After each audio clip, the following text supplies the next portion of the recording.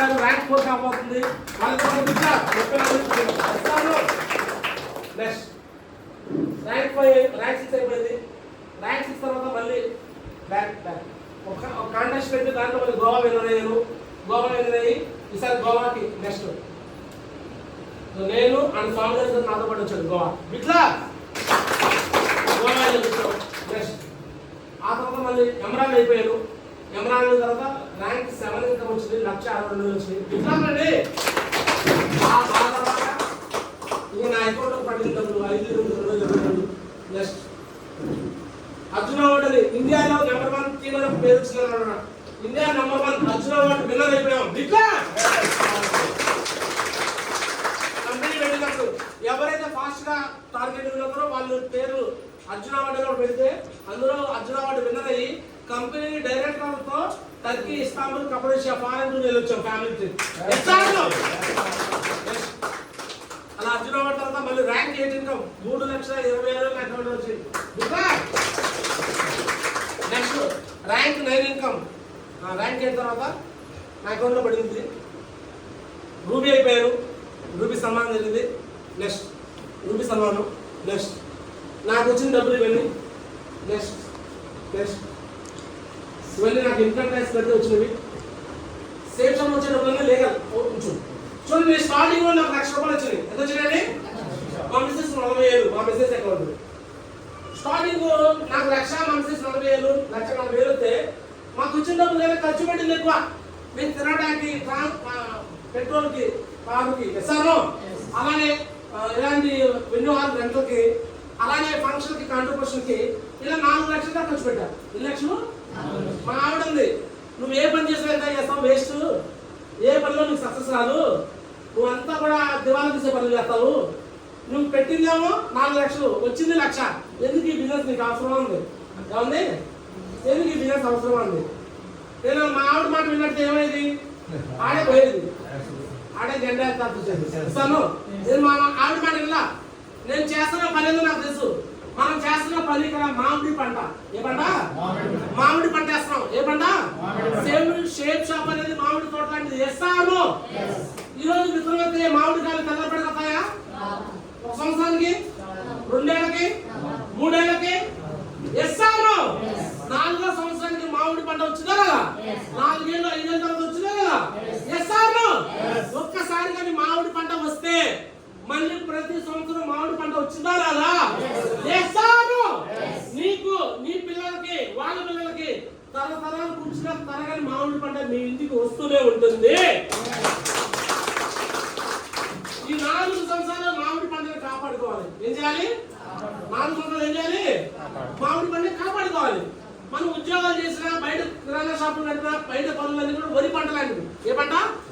వరి పంట. ఈరోజు వరి వేస్తాం, నాట్లు వేస్తాము, మళ్ళీ నూరు చేసి బియ్యం తెచ్చుకుంటాం. 3 నెలలకు వచ్చేది. ఇస్తాను.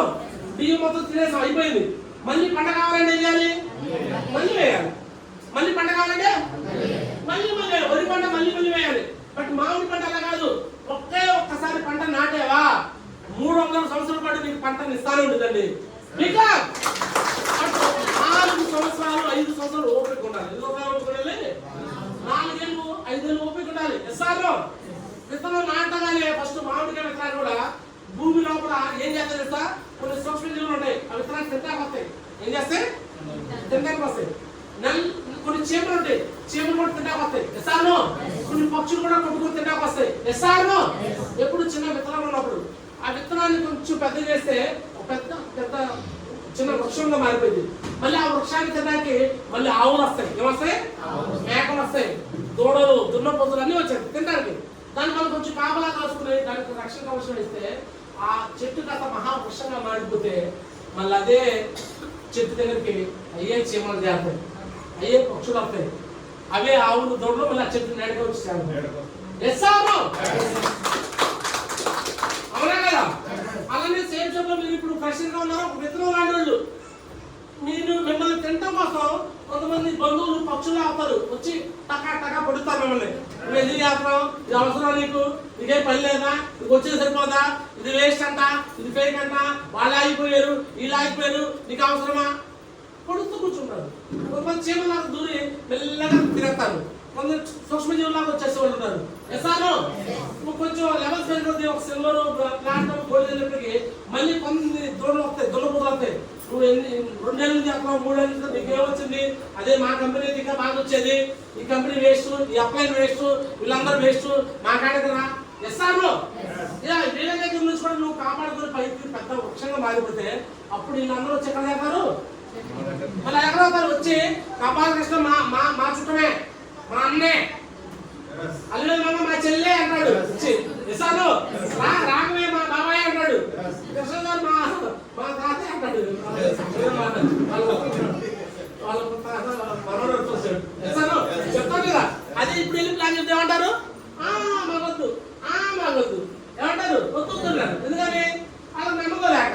ఎసాను నువ్వు ఎవరికైతే నమ్మకం లేదో వాళ్ళకి నమ్మించాలంటే ఒకటే పని చేయాలి, నువ్వు సక్సెస్ అయి చూపించాలి. చూపిస్తావా?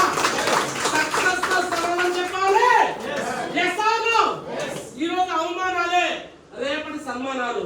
ఎసాను ఈరోజు చిత్కారాలే రేపటి సత్కారాలు. ఎసాను ఎవరికైతే అవమానం అవుతాయో, ఎవరికైతే చిత్కారాలు అవుతాయో మీరన్ని సహనంతో పాటించి 4 సంవత్సరాలు 5 సంవత్సరాలు వదిలిపెట్టకుండా బిజినెస్ చేస్తుంటే పక్కన 4 నెలలు డైమండ్